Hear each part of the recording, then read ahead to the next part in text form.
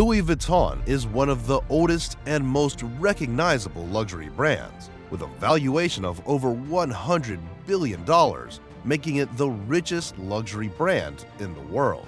But behind its iconic status lies a captivating story. From its humble beginnings as a one-man business to its evolution into a family enterprise, and finally, its eventual takeover by the richest man on the planet. It's one heck of a ride. Join us on an express journey into the fascinating story of Louis Vuitton. Let's step back in time to learn about the man behind the iconic brand. Louis Vuitton was born on August 4, 1821, in the village of Untold, France. Life wasn't easy for young Louis, as he tragically lost both of his parents during his teenage years. Because of a difficult relationship with his adoptive grandmother, at the age of 13, young Louis decided to leave his village and move to Paris. He took on various odd jobs to sustain himself, but eventually, he secured an apprenticeship under a skilled trunk maker and packer named Monsieur Maréchal. In the atelier, Louis spent over 15 years learning the art of creating beautiful and practical trunks from the master. Louis Vuitton's craftsmanship and attention to detail soon caught the attention of Paris elite, and even the Empress of France herself took notice. Impressed by his work, the Empress requested Louis Vuitton to become her personal trunk maker and packer. With his reputation on the rise, Louis Vuitton seized the opportunity and opened his own trunk-making workshop in 1856, marking the birth of the Louis Vuitton brand. Louis Vuitton's early trunks were special because they had unique features that made them stand out. Here's why they were different. First, Vuitton used lightweight materials like poplar wood to make the trunks. This made them strong but much lighter than other trunks, which was great for travel. The trunks also had a special canvas that was waterproof and tough. It was coated with a special substance to keep things inside safe from water and damage. Vuitton also came up with a clever lock system called the tumbler lock. It had a single latch that could only be opened with a special key. The lock was highly effective in preventing theft, and it continues to be used to this day. Unlike the usual round-shaped trunks, Vuitton's trunks had a flat top and bottom. This made them easy to stack when traveling with multiple trunks. Moreover, customers could personalize the inside of their trunks. They could choose how the compartments and drawers were arranged, making it perfect for their specific needs. To make the trunks even stronger, Vuitton added metal fittings and reinforced corners. These extra touches protected the trunks from wear and tear during travel. These special features made Louis Vuitton's trunks not only functional, but also stylish and durable, setting them apart from other trunks of that time. After the passing of Louis Vuitton at the age of 70, his son, Georges, took on the responsibility of leading the brand. Soon after, Georges expanded the company's reach worldwide, showcasing its products at the Chicago World's Fair just a year later. Georges Vuitton was also responsible for introducing a design that would become instantly recognizable, the LV monogram canvas. This iconic pattern, featuring interlocking LV initials and delicate flower motifs, became a renowned symbol of elegance and luxury. Initially created to combat counterfeiting, a significant challenge for the company, the LV monogram canvas quickly gained popularity and has adorned Louis Vuitton's range of products to this day. During Georges' time, the company decided to expand into a different kind of travel product, handbags. But at first, they didn't really become popular. It wasn't until a special order came in from none other than Coco Chanel in 1915. She asked Georges to make a custom handbag just for her. That order changed everything for Louis Vuitton. It opened up a whole new world of smaller leather goods for them. And in the 1930s, Chanel herself granted permission for that bag to be produced on a larger scale. That's when the iconic Alma bag was born. The Alma was the first of its kind, and it paved the way for other LV handbag lines like No and Speedy. These bags are still super popular even to this day. The baton was then passed down to Gaston Louis Vuitton, the grandson of the brand's founder, in 1936.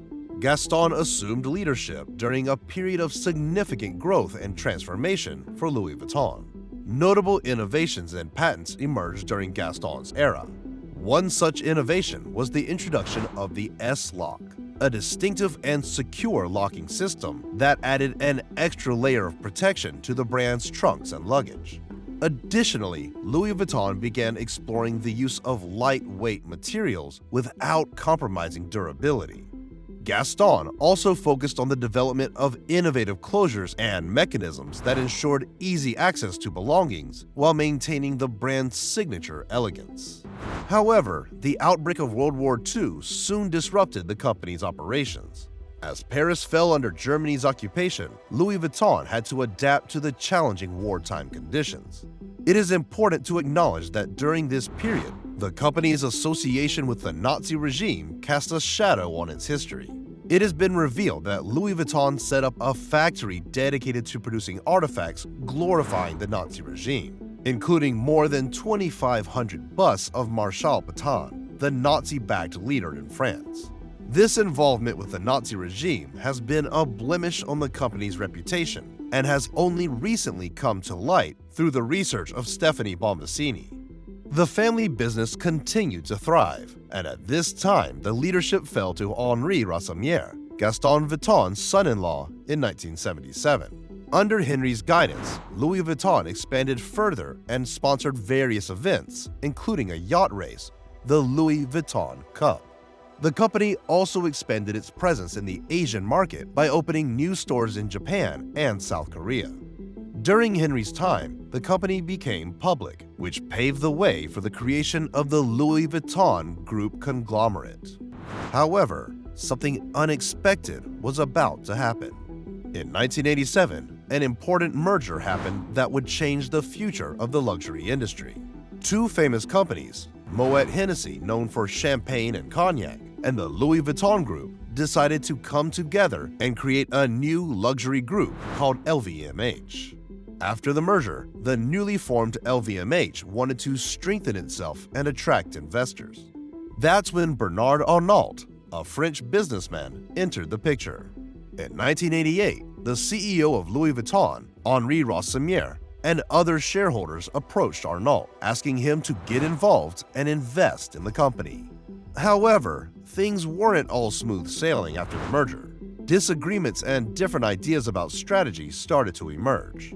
Rassamier, representing Louis Vuitton, and Alain Chevalier, representing the wines and spirits side, had a hard time agreeing on their goals. Bernard Arnault saw an opportunity in the midst of the internal disagreements. He made strategic moves and actions that resulted in him becoming the main shareholder of LVMH, effectively removing Alain Chevalier from his position.